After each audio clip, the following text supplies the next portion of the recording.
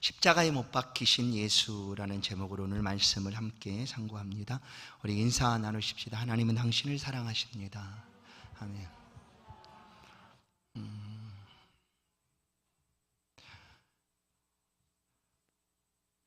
유대인의 왕이라는 죄패를 붙이고 예수께서는 십자가에 벗겨진 채로 십자가에 못 박히셨습니다. 그 못 박히신 예수를 쳐다보는 자마다 머리를 흔들고 비방하고 욕하고 저주했습니다. 아무도 그 예수의 죽음 앞에 경배하지 않았습니다. 이것은 우리의 죄다라고 여기는 이가 아무도 없었습니다. 안타깝게 여기는 사람도 없었습니다. 그를 쳐다보는 모든 사람들은 고개를 젓고 욕하고 비방하고 저주하기에 앞장섰습니다. 예수의 십자가에 못 박히심은 우리를 위한 죽으심인데 우리는 눈이 어두워 마음이 닫혀 알지를 못했습니다. 주께서는 그 십자가 위에 못 박히셔서 우리를 위하여 마지막 순간까지 끝까지 그 고난을 다 담당하셨습니다. 그리고 우리가 마지막 복음서의 모습을 통해서 보듯 그 십자가 위에서도 예수님은 주님께서 행하셔야 될 그 생명을 구원하는 일을 담당하고 계셨습니다. 한편 강도를 구원해 내셨고 또 그에게 오늘 내가 나와 함께 낙원에 있으리라 라는 말씀을 들려주시기도 하셨습니다. 지금 예수께서 골고다 언덕 십자가 위에 못 박혀 계십니다.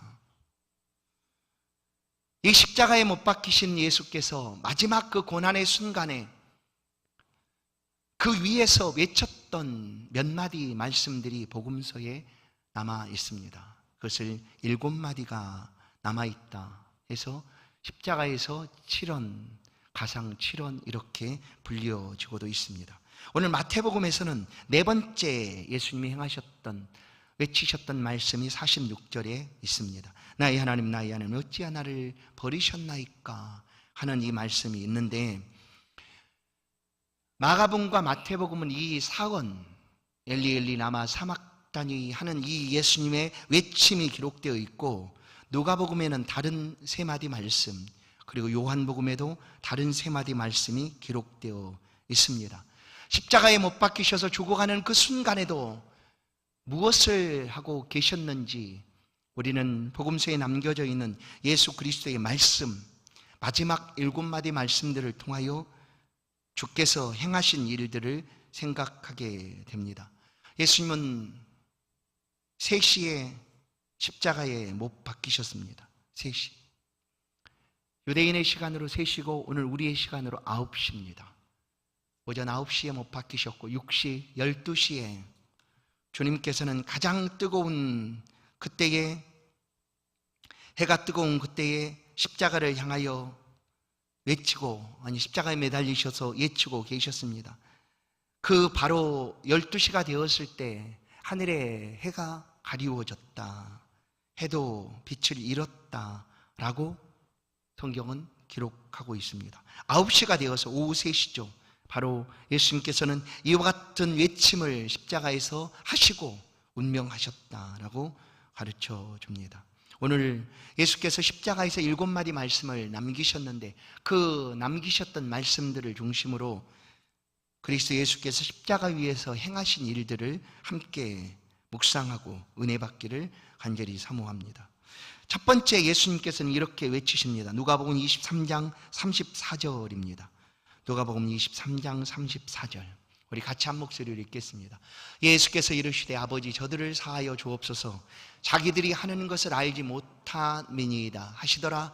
그들이 그의 옷을 나눠 제비 뽑을세. 예수님께서 말씀합니다. 아버지 저들을 사하여 주옵소서. 로마 군병들이 예수를 십자가에 못 박고 예수님이 십자가 위에 올라 못 박혀 매달려 있는 그때에 사람들을 향하여 단 한 사람도 예수의 죽음을 안타깝게 여기지 않는 그들을 향하여 하나님 앞에 기도하고 계십니다. 성도 여러분, 예수님이 이 땅에 우리의 죄를 사하시기 위하여 오셨습니다. 죄 사함은 곧 구원과 연결되어 있는 거죠. 그래서 구원 얻은 백성은 죄가 없습니다. 의인이다 칭함을 받고 하나님 나라에 들어가게 되는 것이죠. 그래서 천국에는 죄 있는 사람이 갈 수가 없습니다. 아니, 천국 안에는 죄 있는 사람이 없습니다. 모두 다 예수 그리스도의 보혈로 깨끗해진 하나님의 백성들이 하나님과 함께 거하는 곳이 천국입니다. 예수님은 우리의 죄를 용서하시기 위하여 이 땅에 오셨고 그 마지막 순간에도 그 사명을 행하셨습니다. 십자가에 못 박히셔서 형벌당하고 있는, 죽어가고 있는 고난의 순간에도 죄사함을 위하여 하나님 앞에 간절히 기도합니다. 하나님, 저들을 용서하여 주옵소서라고 하나님 앞에 기도합니다. 여러분, 이 땅에 용서받지 못할 죄는 하나도 없습니다. 구원받지 못할 사람 역시 없습니다. 우리가 그 구원을 결정하거나 우리가 그것을 판단할 수도 없습니다. 오직 판단하는 이는 하나님 한 분이시죠. 그래서 우리는 하나님의 말씀을 붙잡고 용서받을 수 있다 하고 이 죄사함의 복음을 외치고 전해 주어야 합니다. 예수님 두 번째 외치십니다. 누가복음 23장 43절 말씀입니다. 우리 같이 한번 또 읽도록 하겠습니다. 같이 읽습니다. 시작. 예수께서 이르시되 내가 진실로 내게 이르노니 오늘 내가 나와 함께 낙원에 있으리라 하시니라. 아멘. 예수님은 말씀합니다. 나는 이 땅에 와서 단 한 사람도 잃어버리지 않았다라고 그 사명에 대해서 예수님은 말씀을 하십니다. 예수님이 이 땅에 하나님 맡겨주신 그 영혼을 구원하시기 위하여 오셨습니다. 그 마지막 죽음의 순간까지도 한 영혼을 구원해 내십니다.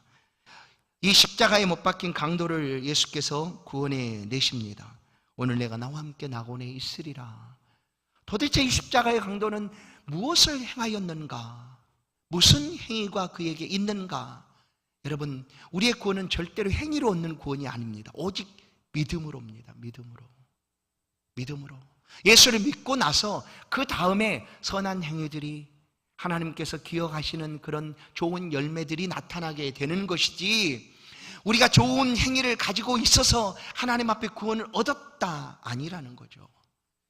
만약 그렇다면 이 십자가의 한편에 함께 매달렸던 강도는 무슨 행위를 가졌을까? 무슨 행위? 행위가 없습니다. 아무런 행위가 없어요.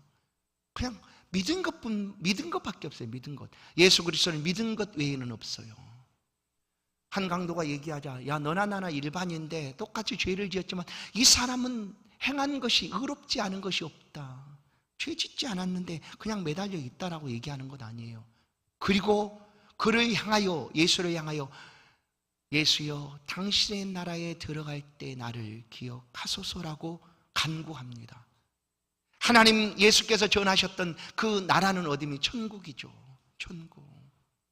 천국에 대한 소망을 이 강도가 죽어가는 순간에 가지고 예수께 구하고 있는 거예요. 그러면 이 강도의 행위는 아무것도 없습니다. 선한 행위라고 할 수 있는 것이 하나도 없어요. 그러나 그는 구원을 받았어요. 무엇 때문에? 믿었기 때문이에요. 그래서 예수 믿음으로 우리는 구원을 받습니다. 다른 어떤 행위가 아니라라는 것이죠. 이 믿음마저도 하나님의 택한 자녀에게 주시는 것이다라는 것을 우리는 성경을 통하여 알 수가 있죠. 그래서 택한 자녀는 반드시 구원을 얻습니다. 반드시 구원을 얻습니다. 보십시오. 지금 창에 찔려서 아니면 못이 박혀서 죽어가고 있는 그 순간입니다. 그래서 성도들은 이 말씀들을 우리가 믿는다면 내게 맡겨주신 영혼을 사랑하는 마음으로 마지막 순간까지도 예수 복음을 전해 주어야 합니다. 예수 믿으세요. 그 영혼이 하나님의 음성을 들을 수 있도록 들려주어야 합니다. 왜 그럴까요? 아니, 하나님의 택한 자녀면 알아서 예수를 믿지. 그런데 놀랍게도 우리가 하나님을 믿는 방법은 듣고 믿는다는 거예요. 듣지 아니하면 어찌 부르리요? 믿지도 않은 자 아니하는 자를 어찌 부르리요? 전파되지 아니하면 누가 전하리요? 우리가 믿음은 들음에서 나고 그 들음은 그리스도의 말씀이니라 라는 로마서에 있는 말씀처럼 예수의 말씀을 들을 때에 우리는 믿음으로 하나님 앞에 나아가게 되는 것입니다. 끝까지 포기하지 마십시오. 그리고 영혼을 구원하는 마음으로 하나님 앞에 기도하십시오. 마지막 생명이 다하는 그 순간에라도 하나님 긍휼과 자비와 불쌍히 여기시고 그 영혼을 구원해 주십시오라고 우리의 기도는 끝까지 멈추지 않아야 합니다. 절대로 기도하고 기회가 되는 대로 예수를 전해 줘야 합니다. 임종 순간에 갈 수 있다면 찾아가서 그 마지막 순간에 예수를 들려주십시오. 사람의 기능 가운데, 기관 가운데 가장 오래까지 남아있는 기관이 듣는 기능이라고 누군가가 얘기하더라고요. 의학적으로 그게 맞답니다. 말도 못하고 눈도 못 뜨고 아무것도 할 수 없어도 목소리는 듣는다는 거예요. 듣는다는 거예요. 그래서 마지막 순간에 그 귓가에 대고 얘기해 주지 않습니까? 하나님이 함께 하십니다.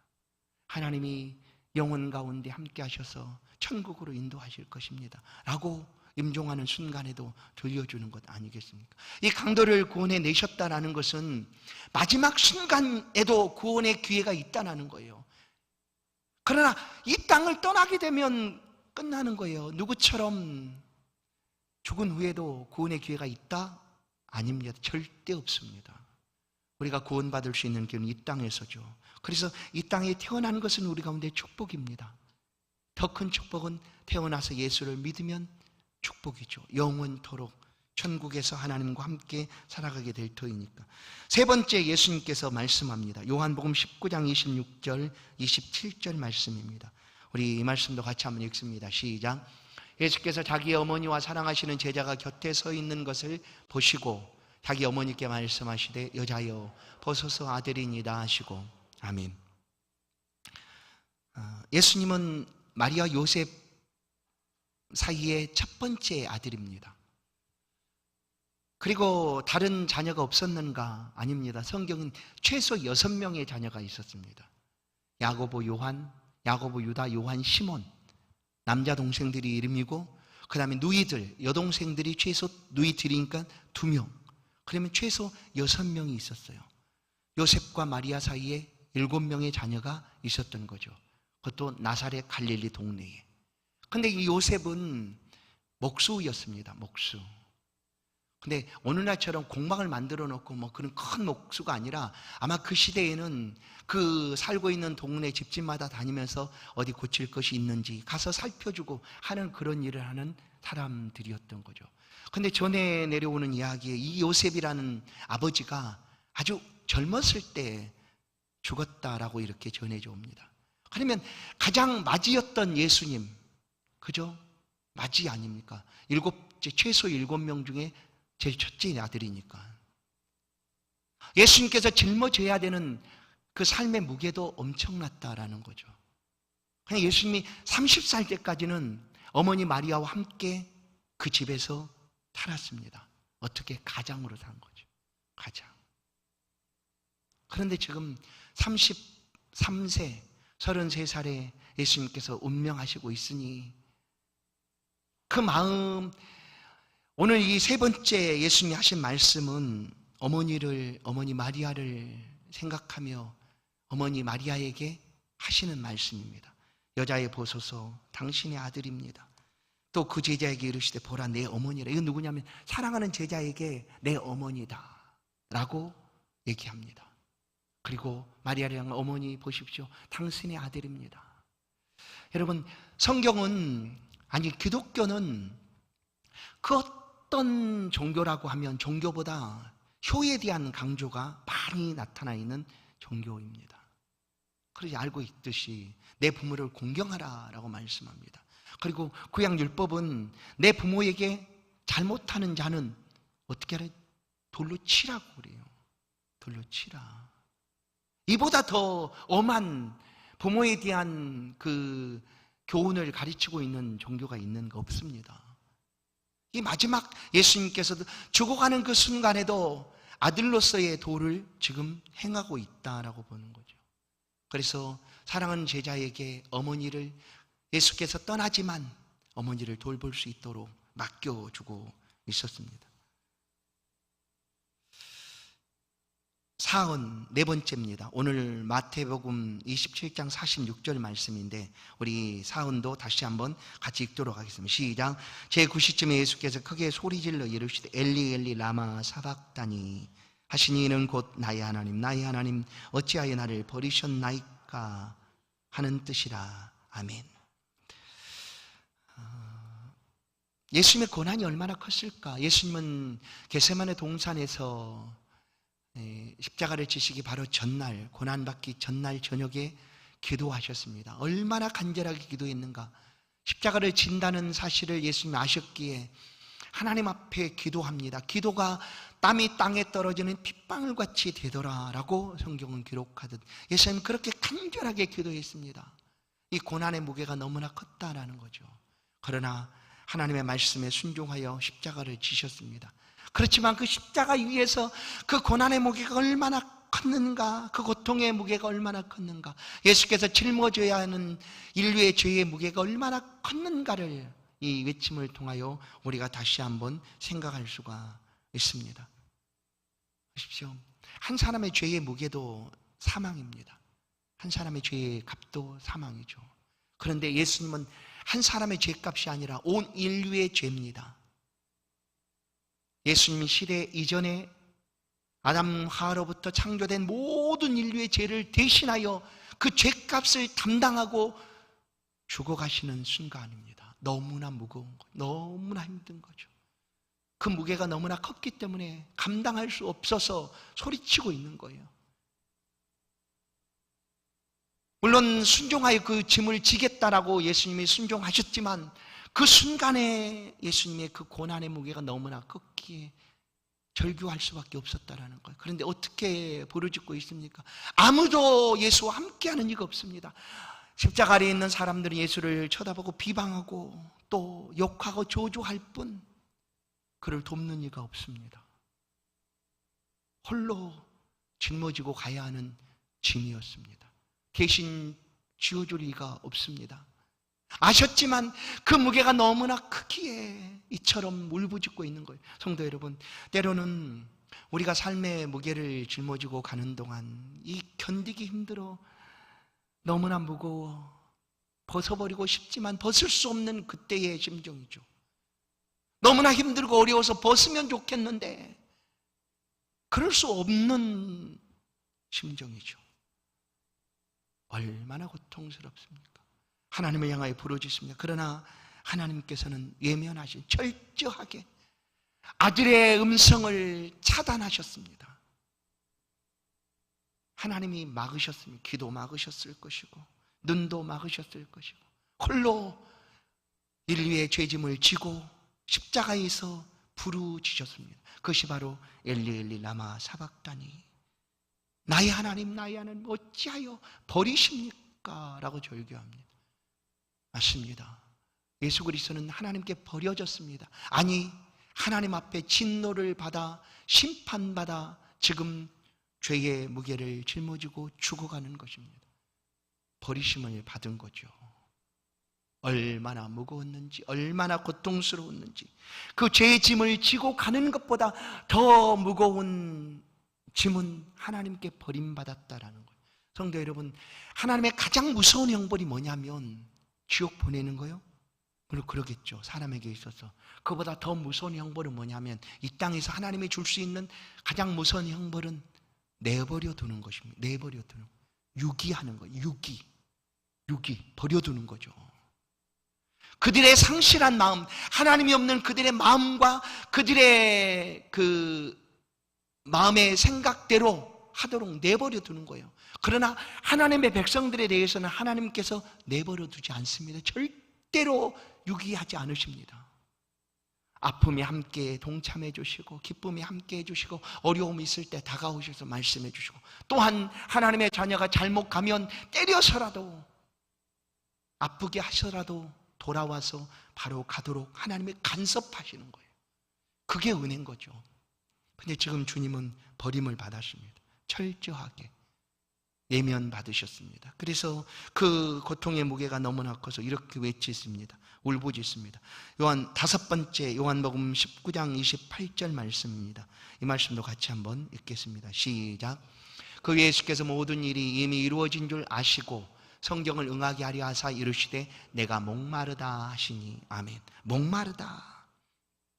그 전에 이렇게 성경을 응하게 하려 하시려고, 우리가 지난 주일 저녁에 보았던 것처럼 그때의 초를,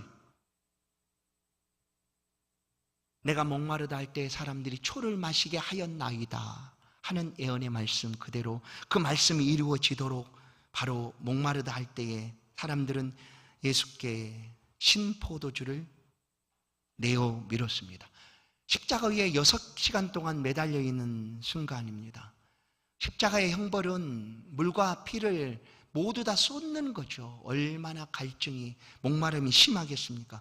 그리고 예수께서는 그렇게 매달리셔서 목마르다라고 말씀합니다. 이 외침 또한 하나님의 말씀을 응하게 하려 하심이었다라는 거죠.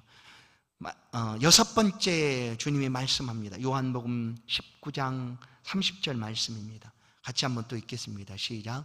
예수께서 신포도주를 받으신 후에 이르시되 다 이루었다 하시고 머리를 숙이니 영혼이 떠나 가시니라. 머리를 숙이니 영혼이 떠나 가시니. 어떻게 했다고요? 다 이루었다라고. 다 이루었다. 그래서 예수 그리스도 안에서 완전한 속죄가 이루어진 거예요. 더 이상 다른 것이 필요치가 않아요. 더 이상. 예수 그리스도 승천 이후에 2000년의 시간 동안 이 지구상에는 하나님이 또 나에게 이런 예언의 말씀을 주셨다라고 얘기하는 그런 일들이 있습니다. 거짓 선지자처럼, 그리스도처럼 잘못된 하나님의 말씀을 전하고 있는. 그래서 여러분, 그것은 다 이미 끝난 거예요. 이 성경 66권 외에 다른 것은 성경이 아닙니다. 물론 성경과 비슷한 많은 외경들이 있습니다. 외경, 정경이 아닌 외경, 정경에 포함될 수 없었던 그런 외경들, 참고는 할 수 있지만 그것은 절대로 하나님의 말씀, 진리의 말씀은 아닙니다. 그것뿐만 아니라 그 이후에 또 개인적으로 하나님의 환상과 묵시를 받았다고 해서 사람들을 미혹해 하는 일들도 있습니다. 그거 아닙니다. 끝났어요.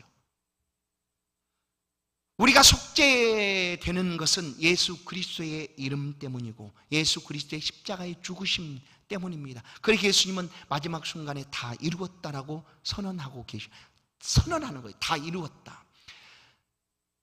구원을 완전히 이루신 거예요. 이 구원은 하나님께서 창세 전에 이미 계획하셨고, 성부 하나님이 계획하셨고, 성자 예수 그리스도께 그것을 완성해 주셨고, 성령 하나님께서 사람들의 마음속에 그것을 알게 하고 깨닫게 해서 믿게 하시는 거예요. 이미 구원이 완성되고 이루어졌습니다. 더 이상 다른 것이 필요치 않다는 거예요. 오직 예수 그리스도입니다. 오직 예수 그리스도예요. 그래서 우리가 이 믿음을 가지고 살아간다는 것은 다른 것이 우리 가운데 들어와서 얘기한다 할지라도 예수 그리스도가 아니면 그것을 얼마든지 걸러낼 수 있어야 되는 거예요. 예수 그리스도 외에는 아니에요. 아무것도 아니에요. 거짓이고 미혹하는 일이고 잘못된 것이다. 예수님은 다 이루셨어요. 요한복음 18장 9절에도 이는 아버지께서 내게 주신 자 중에 하나도 잃어버리지 아니하여 싸움나이다 하신 말씀을 응하게 하려 하심이라. 예수님은 모두 다 구원하셨어요. 완성하셨어요. 그래서 누구든지 보십시오. 이 사도행전을 보면 누구든지 주 예수를 믿으라 그리하면 너와 내 집이 구원을 얻으리라. 누구든지 주의 이름을 부르는 자는 구원을 얻으리라. 예수 이름으로 완성된 거예요.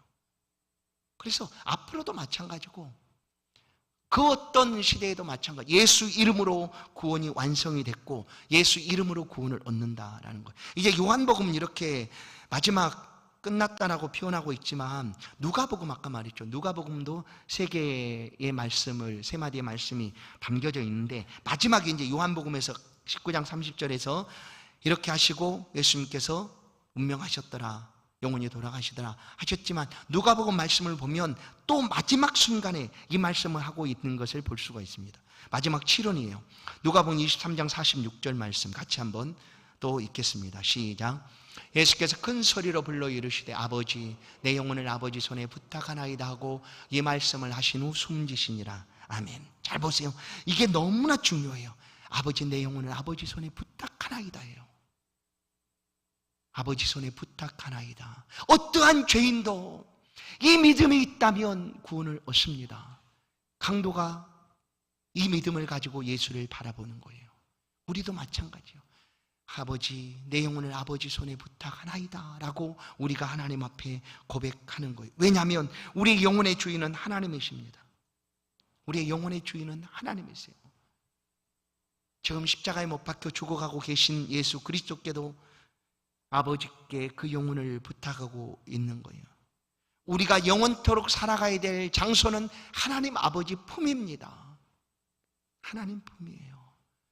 그 하나님의 품을 소망하고 우리가 살아가는 것이죠. 이렇게 말씀을 하신 후 예수께서는 숨지셨다라고 말씀합니다. 이제 오늘 본문의 말씀을 또 한번 보겠습니다. 51절에 보시면 50절 예수께서 다시 크게 소리 지르시고 영원히 떠나시니라. 크게 소리 지르셨다라는 표현은 누가복음 23장 46절에 있는 말씀 이거죠. 아버지, 내 영혼을 아버지 손에 부탁하나이다. 마지막 순간까지도, 그 버림받은 그 순간에도 아버지 하나님을 향하여 간구하고 계시는 예수님의 모습이에요. 그리고 51절을 보겠습니다. 51절 이에 성소휘장이 위로부터 아래까지 찢어져 둘이 되고 땅이 진동하며 바위가 터지고. 예수께서 운명하시는 그 순간 상징적으로 나타나고 있는 이 현상이에요. 이것은 휘장이 찢어졌다라는 거죠. 그러면 말씀드린 대로 예루살렘 성전 안에는 성소와 지성소를 가르는 휘장이 있습니다. 지성소 안에는 하나님의 임재하신 장소, 시온자가 있고 법궤가 그 안에 있습니다. 그래서 그 안에는 1년에 한 번 대제사장만 들어갈 수 있는 곳이에요. 들어가는 이유도 하나님을 배웁고 죄를 용서함 받기 위하여 한시적이죠. 1년간이에요. 1년간 죄를 하나님이 용서해 주시는 거예요. 그렇게 하기 위해서 들어가는 자리입니다. 그런데 예수께서 운명하시는 그 순간 이 휘장이 찢어진 거예요. 모든 사람들에게 열려진 거다라는 거예요. 그래서 히브리서는 이 휘장 사건을 이렇게 표현합니다. 예수의 육체를 찢고 그 육체를 지나 우리가 하나님께 나아갈 길을 열어두신 것이다. 그걸 상징적으로 보여준 사건이 바로 휘장에 찢어진 사건입니다.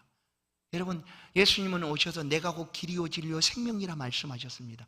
예수님을 통하여 아버지께로 갈 수 있지 나로 말미암지 않고는 아버지께로 올 자가 없느니라라고 예수님은 단호하게 말씀을 하십니다. 바로 그 말씀 그대로 우리 모두가 한 사람만 들어갈 수 있었던 그 휘장 안으로, 곧 하나님의 임재의 자리로 나아갈 수 있는 길이 열리게 되었는데 그리스도께 십자가의 죽으심으로 그 길이 열려지게 되었다라는 것을 우리 가운데 말씀을 합니다. 51절 말씀, 둘이 하나 되고, 그 다음에 보세요. 52절 보면 무덤들이 열리며 자던 성도의 몸이 많이 일어나되. 이 말은 무엇일까? 여러분, 예수님께서 죽은 사람을 살려냅니다.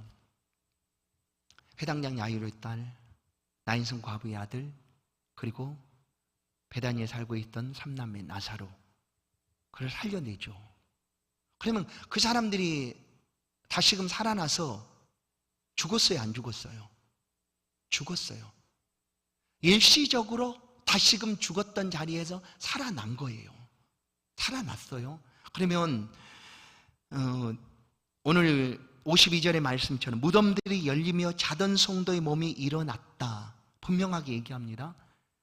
이건 부활 때 일어날 일이죠. 부활 때에 나타날 현상인데 바로 예수께서 십자가 운명하시는 그 순간 이런 일들이 벌어졌다라는 거예요. 놀라운 일 아닙니까? 그런데 이 살아난 사람들이 부활체로 살아난 것이 아닙니다.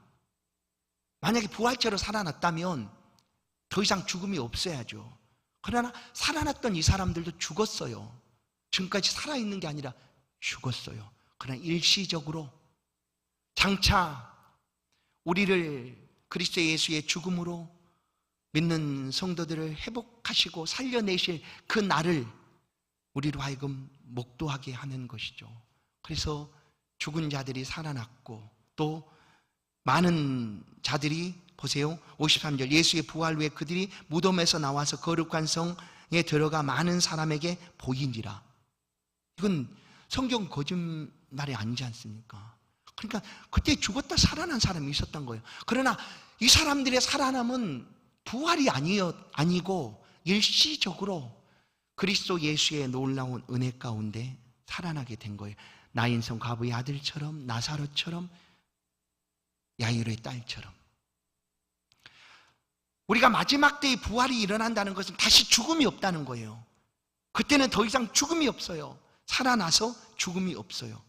그러나 예수님이 이때 살아났던 사람들은 다시 죽었어요. 오늘 우리는 지금 십자가 밑에서 예수 그리스도를 바라보고 있습니다. 예수님의 고통과 울부짖음, 소리침을 우리가 들을 수가 있습니다. 그러나 왜 듣지 못할까요? 왜 사람들은 그리스도의 울부짖음을 듣지를 못하고 소리치고 외치는 음성에 비방하고 저주하고 욕하고 있을까?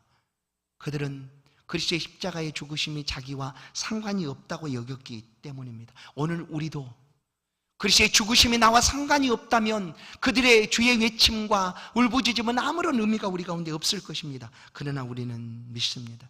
그리스도의 십자가의 죽으심은 나를 위한 죽으심이고 십자가의 죽으심으로 나의 구원이 이루어졌다라는 사실을 분명하게 믿습니다. 이제 마태는 우리 가운데 이 한 가지 말씀을 또 보여주고 있는데 54절 말씀을 함께 보겠습니다. 54절 말씀 같이 한 목소리로 한번 읽겠습니다. 시작.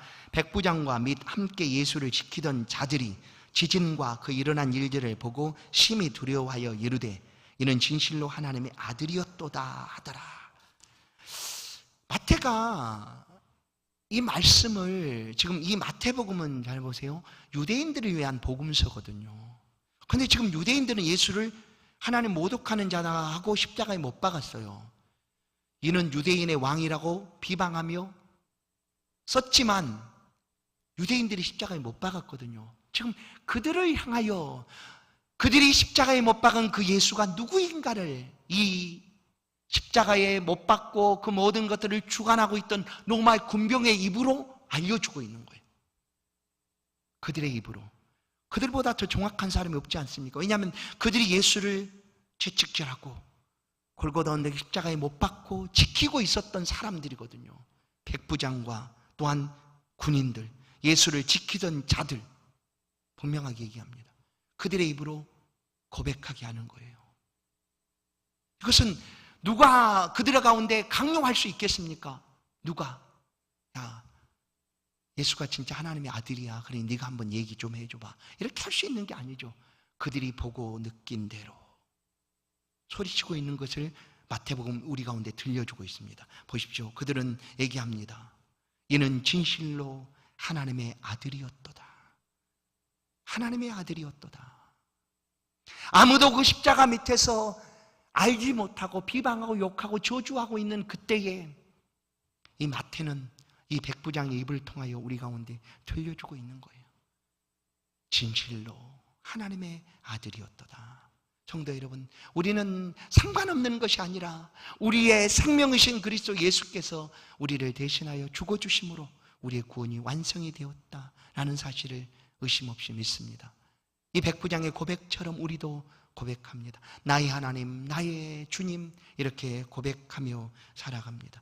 오늘도 우리가 십자가를 바라볼 때 우리의 모든 고난을 넉넉하게 이길 수 있는 힘이 십자가를 통하여 우리 가운데 임하게 될 줄로 믿습니다. 십자가를 붙잡고 나아가시는 성도 여러분, 그 고난의 자리에서도 우리를 위하여 고난당하시고 또 죽어가셨던 그리스도의 십자가를 묵상하십시다. 그리고 감사함과 감격으로 살아가는 우리의 삶이 되기를 간절히 축원합니다.